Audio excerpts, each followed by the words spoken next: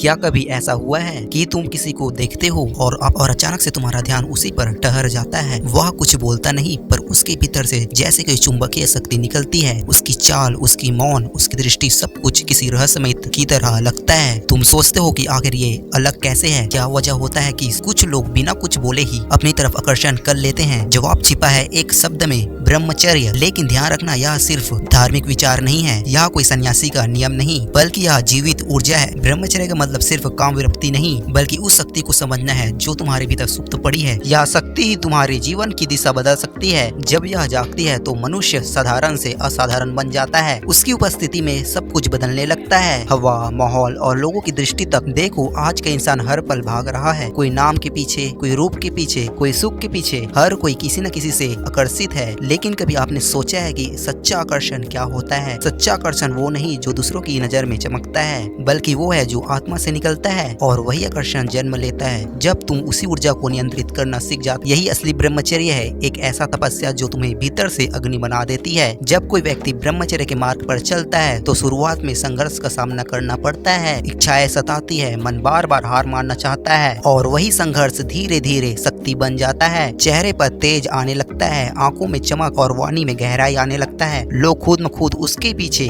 खींचने लगता है। वो कुछ बोलता नहीं, लेकिन उसका मौन बोलता है। वो कुछ दिखाता नहीं, बल्कि उसका आभा मंडल सबको बता देता है। यही ब्रह्मचर्य की अद्भुत शक्ति है। लेकिन यह शक्ति किसी किताब से नहीं आती। यह आती है जब तुम अपने भीतर की ज्वाला समझते हो, उसे व्यर्थ बहने नहीं देते। जब तुम भीतर की ऊर्जा को ऊपर उठाते हो तो शरीर में मन और आत्मा के बीच में एक अद्भुत संतुलन बनने लगता है। यही संतुलन वह चाबी है जो तुम्हें उस अवस्था में ले जाती है जहाँ भय, अस्थिरता और निर्भरता में समा जाते हो। तब व्यक्ति स्वतंत्र हो जाता है, दूसरों से नहीं, खुद से। अब सोचो, जो व्यक्ति अपने ऊर्जा पर नियंत्रण पा ले वो क्या नहीं कर सकता। वही शक्ति दूसरों को खोखला कर देती है। वही जब भीतर संचित रह जाती है तो वही सज्जन बनता है, कलाकार बनता है, योगी बनता है, ज्ञानी बनता है। यही कारण है कि इतिहास में जितने भी महान व्यक्ति हुए, चाहे वह गौतम बुद्ध हो, स्वामी विवेकानंद हो या फिर महर्षि दयानंद हो, सब ने कहा कि ब्रह्मचर्य ही शक्ति का मूल है। स्वामी विवेकानंद ने कहा था, ब्रह्मचर्य के बिना कोई भी महान कार्य नहीं हो सकता। और सच में जो इससे जीतता है वह खुद को नहीं, पूरी दुनिया को बदल देता है। लेकिन आज की दुनिया में ब्रह्मचर्य रहना आसान नहीं। हर जगह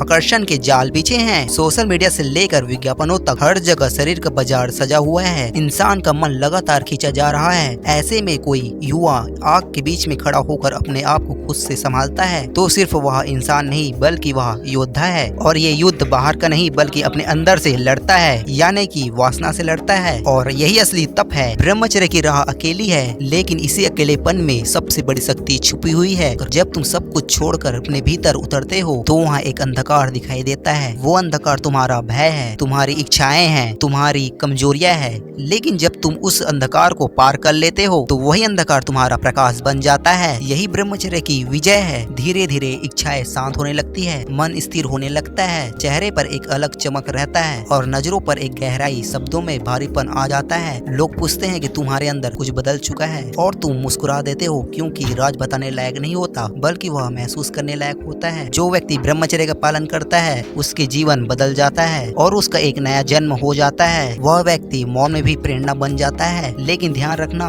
ब्रह्मचर्य का मतलब इच्छाओं का दमन रखना नहीं है। यह उसे समझने की कला है। दमन करने से ऊर्जा दब जाती है, लेकिन साधना से वह रूपांतरित हो जाता है। जब ऊर्जा ऊपर उठती है तो बुद्धि प्रखर हो जाता है और हृदय करुणामय हो जाता है। यही वो समय है जब काम ऊर्जा प्रेम ऊर्जा में बदल जाती है। तभी प्रेम गहरा होता है, संबंध गहरे होते हैं, तभी जीवन अर्थपूर्ण होता है। जब तुम ब्रह्मचर्य का पालन करते हो तो तुम्हारी ऊर्जा धीरे धीरे ऊपर उठने लगता है। वह ऊर्जा तुम्हारे मस्तिष्क को शक्ति देती है। तुम्हारे विचार तेज हो जाते हैं, निर्णय स्पष्ट हो जाते हैं, तुम्हारी दृष्टि भटकती नहीं, बल्कि और यही केंद्रित दृष्टि तुम्हारे साधारण से असाधारण बना देती है। एक साधक का पहचान उसके वस्त्रों से नहीं होती, उसकी आभा से होती है। उसके आंखों में एक तेज होता है। वह संसार के हर एक वस्तु से अधिक आकर्षण होता है, क्योंकि वह तेज शरीर से नहीं बल्कि आत्मा से आता है। जब कोई व्यक्ति उस तेज को पा लेता है तो संसार उसे भूल नहीं पाता। अब एक बात समझो, ब्रह्मचर्य अचानक से प्राप्त होने वाली चीज नहीं है। यह एक यात्रा है, हर दिन का संघर्ष, हर रात की साधना, हर विचार की परीक्षा। हर दिन लड़ने के लिए इस चैनल को सब्सक्राइब आज ही करें। धन्यवाद।